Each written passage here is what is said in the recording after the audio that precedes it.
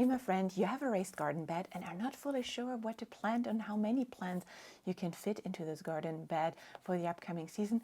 Then this video is for you. This is part 2 of my garden planning series for this year, where I'll walk you through step by step how to plan out your garden. If you've missed video number 1, I'll have a link in here so you are able to go back and watch this one. Today we're talking all about how to make an actual plan for your garden beds, to know how many plants, like how many tomato plants you can fit in it, so that you then know how many seeds you can buy in all those seeds catalogs, which are coming in the mail by the day right now. So it's always important to really know how many plants you can fit in there. Otherwise, you either have too many or too little at the end. So it's really important to make a plan. And it's really fun in the middle of January to think about what you are going to grow in the summer. So tag along and let's plan together here. So what is really important to know is how large is your space. So if you haven't done it, I want you to pause this video here, take a measuring tape and go out to your garden space and measure it exactly on how much space you have, because that's really important to then go and understand the sizing and how many plants we can actually fit into it. So once you have the measurements, it is important to then draw a gardening plan or a plan to scale somewhere. What I do is I use my garden journal for it. I have a digital version on my iPad, which we will see and we'll take along with it. But I also have, and that is very new, and yes, I got to plug it here, but I also have a paper version, as I heard your feedback over the last year that not everybody loves to do it digitally on an iPad. So I created a paper version with 200 pages of beautiful garden journal to really be a companion along the season. And it has a gardening planning section in here as well. So where you have a lot of space, there you go, where we have a lot of space to draw out your gardening plan to size and start planning over here. What I will do also for ease of use to share it here in the YouTube video, I will do it on my iPad in the digital version. Both versions are linked down below in the description for you to check out. And yeah, let's get going with the garden plan. All right, so here I have my digital garden journal where I have a rough draft of my garden measurements for all my beds. So the large L's on the outside, they are all my cut flower garden beds, and the beds on the bottom or in the middle portion are all my vegetable beds. So for those ones, we are now making a plan, and let's start with the easy one. So let's start with our large raised bed, which is for our vegetables. They are 4x8 in my garden. And what is great with a 4x8 bed, it's clear feed in either direction. So we have here 32 square feet of gardening space. With those square feet, and you can see here that I have the grid already marked on the bed as well. With that square foot grid, what enables us to do is to think about it a little bit in like a Lego approach on how many plants we can fit in there, because the square foot gardening method has some guidance on how many plants you can fit in each square. And let me give you some examples of how many plants fit in a square foot. So it depends, of course, on the type of plant. For example, a pepper plant is only 1 per square foot. But then when we think about other plants which are smaller and don't take up that much space, for example, like lettuce, like a head of lettuce, you can put 4 in 1 square. Then when we even think a little bit smaller, like radishes, you can fit 9 radishes into a square. And even smaller, like carrots, because they're like growing deep but not wide, right? You could fit 16 in a square. So you think of it as like little teeny tiny squares, and how you divide the space further and further. And that is a really, really great tool I can recommend. I've linked some resources below where you can look up some additional square foot guidances for your vegetables. Where it goes a little bit in different directions is when you look up how many squares or how much space you need for tomatoes. There it really determines a little bit on like what type of tomato you're growing, how you plan on let it grow. And I'll show you right here a couple of my examples on how to grow it. But let's get going here. From the moment we have the grid in here, what we're able to do is to think about how many plants we want to have. And the cool thing with this digital garden journal is that I have here plant stickers. So I want to grow my tomato bed here. And what I do, and that I've done now for years and has worked very well, I grow my tomatoes up a string trellis, so they are growing vertically. I don't let them grow very, very wide and bushy. They are very strongly pruned, but grow up tall. So to have one per square foot has worked very, very well for me. So, and those are my indeterminate ones. So they grow tall and produce all season long. So those ones I typically have about 6 or 8 in it.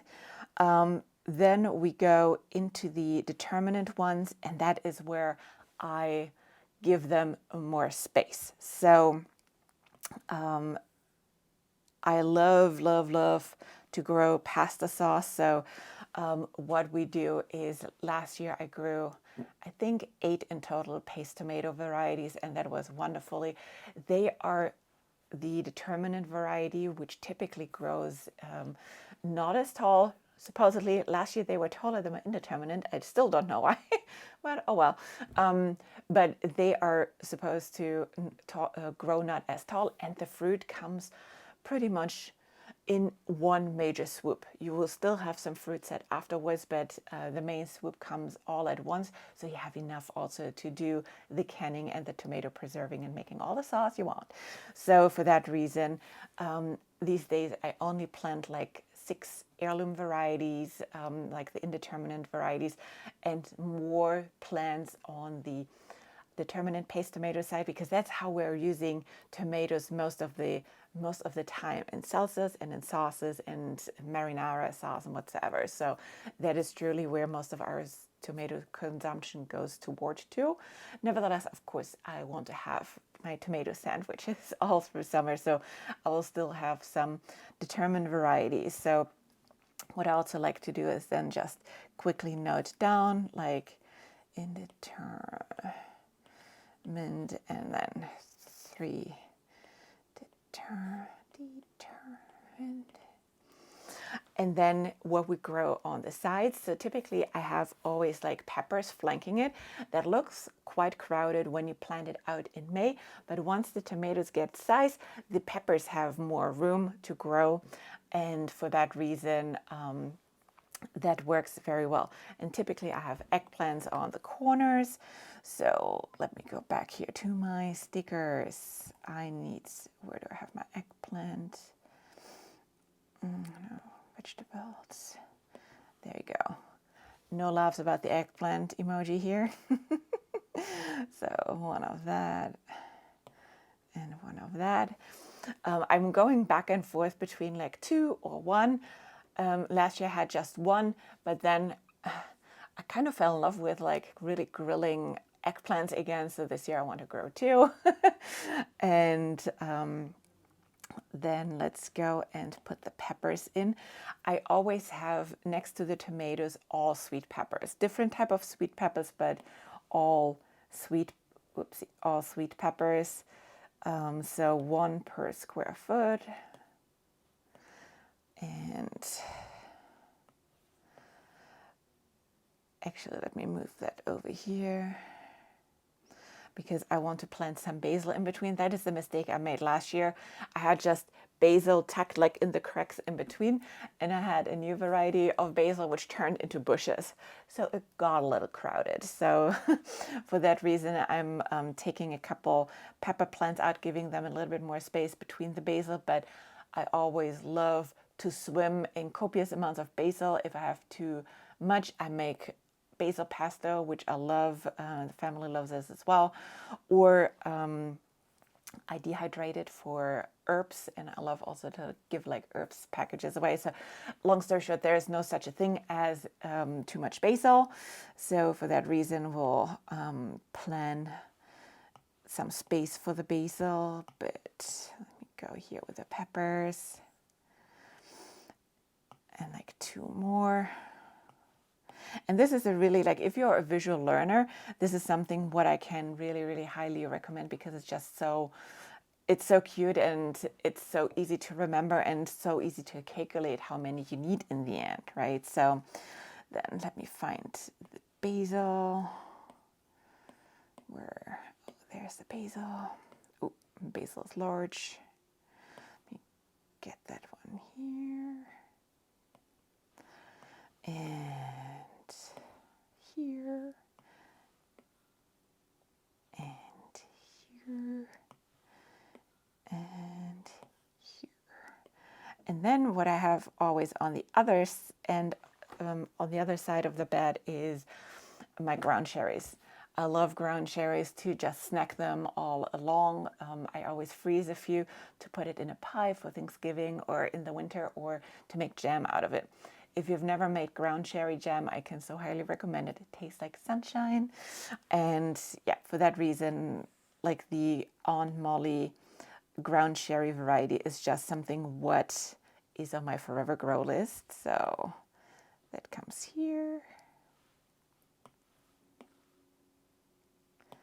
And here. So now we have planned our full bed out and we know exactly what we need. So for example, now let's count the peppers. We have 8 sweet pepper plants, which we can fit, 2 eggplants, 4 basil, and 2 ground cherries. Apologize for my crappy handwriting. But this is how I really go along with the planning of my garden beds one by one, and really think about what I want to plant. Last year I did a lot spring and then cut it over to summer. This year I'm a little bit more focusing on simplicity for my garden year of 2024, just because I know I will be traveling a lot for business. So I'm just want to focus on the things we love, we take care of without any hassle. So for that reason, I'll keep it very simple. I don't have any spring succession plans this year, except for some peas, but for anything else, it's just summer crops, and we go full on 100% on summer. But keeping it simple is always a good idea to start with. So once you have the plan and really know how many plants you need for the space, you can go wild and then think about what kind of varieties you want to have, right? So we have here like 6 tomato varieties for the indeterminate ones. What kind of tomatoes you want? My personal forever grows are Cherokee Purple and Black Crim. So I have 4 spaces left where I can browse and think about. If you are not as familiar with seed starting or not as confident with seed starting, I would go to go at least like 2 plants per variety. So you have like, if one plant gets damaged or has something happening to it for whatever reason, that you have at least another one as backup. I love to grow a lot of varieties and test a lot of varieties, especially for tomatoes, because there are like a million varieties out there. So I have 1 per each plant for the indeterminate, but for the determinant, I have my tried and true Plum Perfect and Midnight Roma from row 7 seeds. So those are the ones I'm planning to grow again from last year, because I love them and they did so well for me. Yep. And then the same for the peppers. The peppers, I'm completely tossing that game up, because the pepper variety, which performed well for me the couple of years before, didn't do well at all last year. In fact, none of the peppers did really great. They grew without any issues for me.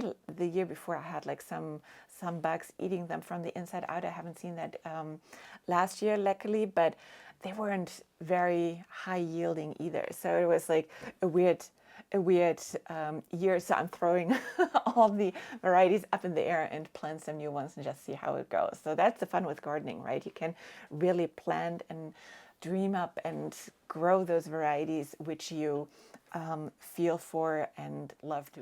One little advice though, when you pick your seeds, I would recommend to stay local with your seed companies because they have most likely grown seed and varieties which work well in your region. So for us here in New England, I love high mowing seeds. I love pine tree garden seeds, which are up in Maine. High mowing is up in Vermont. Johnny seeds, which is probably one of the largest ones, is also up in Maine. So all of those ones are really great. Frozen seeds up in Vermont. So try to stay local with your seed companies for good success with the seeds for your region. All right, so I really hope this video was helpful for you to get a good plan for your garden space in place and start to dream up all the varieties you want to grow for this upcoming gardening season. So yeah, let me know if you have any questions. Put those ones in the description below. I would love for you to like this video. This helps me with the algorithm a little bit. And then I hope I see you in the part 3 of the series, which will come out probably in 2 weeks. We have one Lysianthus growing video before that, but in 2 weeks from now, we'll talk how we take now our garden plan and put this into a seed starting plan. So to really break it down, now that we know what we want to grow and have bought the varieties, how do we make a plan to really execute on it, that we have the seedlings in the right size in the moment we'll need it for our gardening in the spring. So thank you, and subscribe and watch another video. Bye.